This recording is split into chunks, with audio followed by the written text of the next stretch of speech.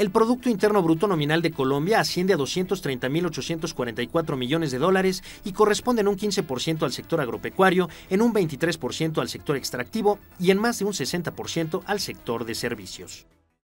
Uno de los asuntos más llamativos de la Colombia moderna, yo diría que de la Colombia del presidente Santos, a mi juicio, es el tema de la concertación política interna. Esto de ponerse de acuerdo entre partidos políticos no es algo fácil hoy día en el mundo, lo estamos viendo en Gran Bretaña, lo estamos viendo en Estados Unidos con el paquete económico, simplemente no se pudieron poner de acuerdo. En México, quizá ya dentro de lo que estamos viendo ya no se ve tan mal, pero ciertamente tampoco podemos avanzar con la fluidez que quisiéramos, yo creo, muchos mexicanos, en la reforma política, en la reforma laboral, en la reforma educativa, en fin. Pero sí me sorprendió mucho con la visita del presidente Santos conocer que, por ejemplo, había hecho cosas como, puede ser esa parte de la audacia que tú decías, de que de repente nombra ministro del Interior, el equivalente a nuestro secretario de Gobernación, que es el número 1 del gabinete, nombra a su principal, uno de los principales opositores en la campaña política por la presidencia. Correcto. ¿Cómo se da esto y qué significado o en qué se ha traducido? El presidente Santos siempre ha sido una persona que busca aperturas, él abre puertas. Él es bien malo para cerrar puertas y él abre puertas. Entonces, fue tan contundente su victoria en las elecciones que todos los partidos, el Partido Liberal, el Partido Conservador, el Polo Democrático, inclusive el Polo que hoy en día está con el gobierno, el partido La U que él fundó, fue tan exitoso su despegue, ¿no?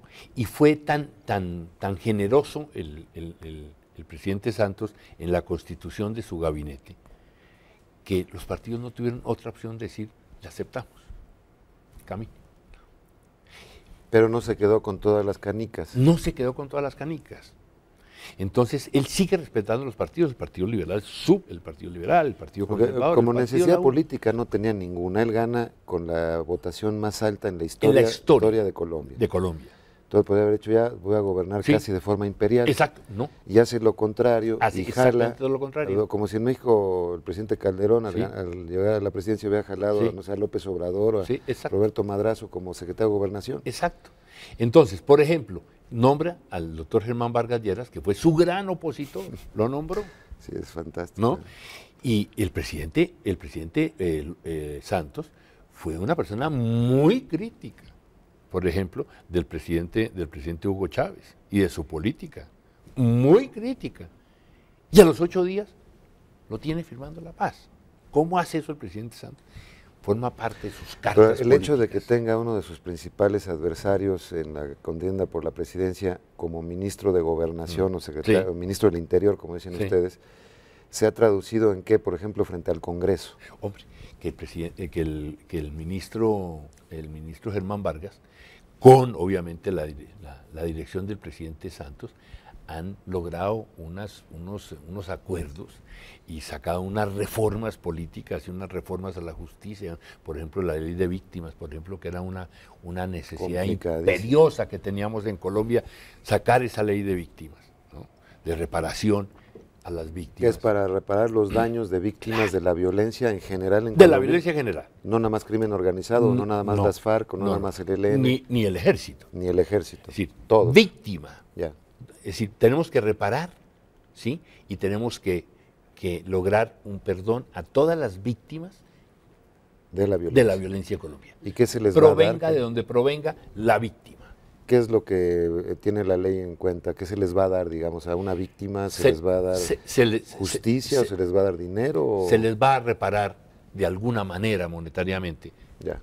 Muchas veces no hay nada. No hay precio para reparar la muerte del padre, del hijo, en fin.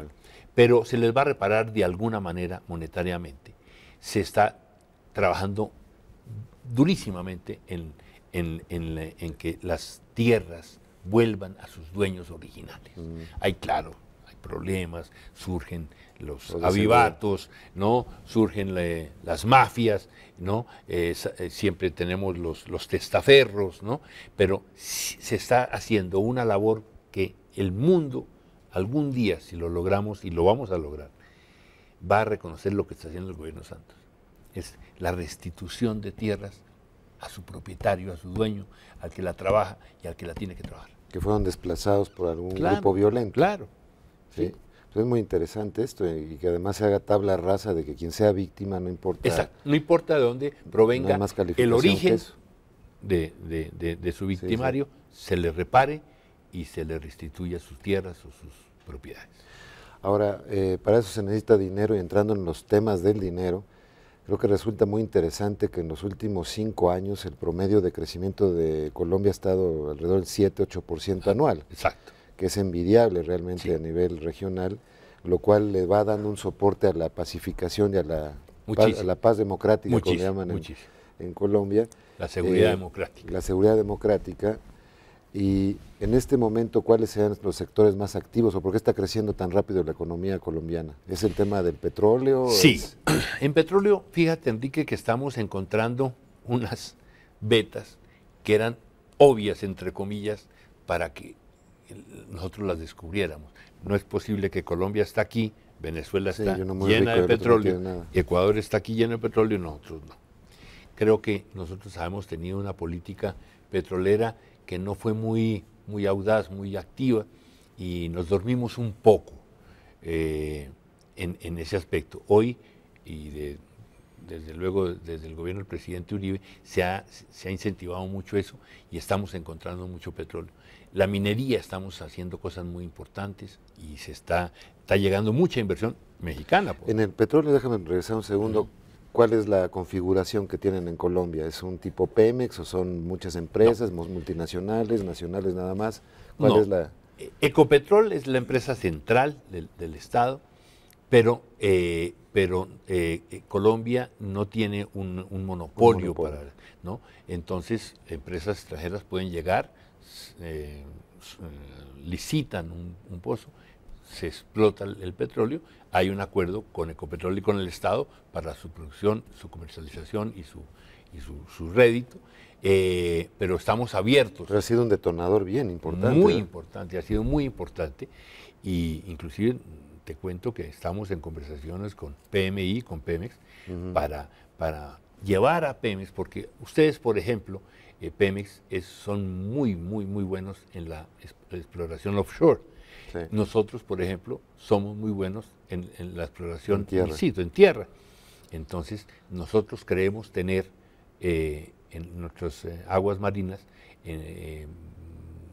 pozos importantes, tenemos reservas ahí importantes, y ahí Pemex nos puede ayudar muchísimo. Entonces, en el sector petrolero hay un auge muy importante en Colombia, en el sector minero también, en el sector de la infraestructura hay hoy en día más, después de este horror que nos pasó de la ola invernal, que la gente no ha vislumbrado lo que nos pasó a nosotros. Las aguas ya están bajando, ya casi van a bajar, pero lo que no vamos a saber es qué vamos a encontrar abajo. Hay muchos pueblos de 10.000, 2.000, 5.000 habitantes que hay que desplazarlos. No podemos volver allí porque queda una situación totalmente insalubre, en fin, tenemos que desplazar. Ahí tenemos todo el campo para la infraestructura, en carreteras, en túneles, en viaductos, en fin. Buena oportunidad para la inversión mexicana. Es un país que está de moda, y que yo quiero que no solamente México, sino todo el área mire a Colombia como un destino de inversión muy importante, para no hablar de la parte turística. Bueno, polos de desarrollo. Pero se nos acaba el tiempo. Sí. Bueno, vamos a un pequeño corte y vamos a regresar con el embajador de Colombia en México para las conclusiones.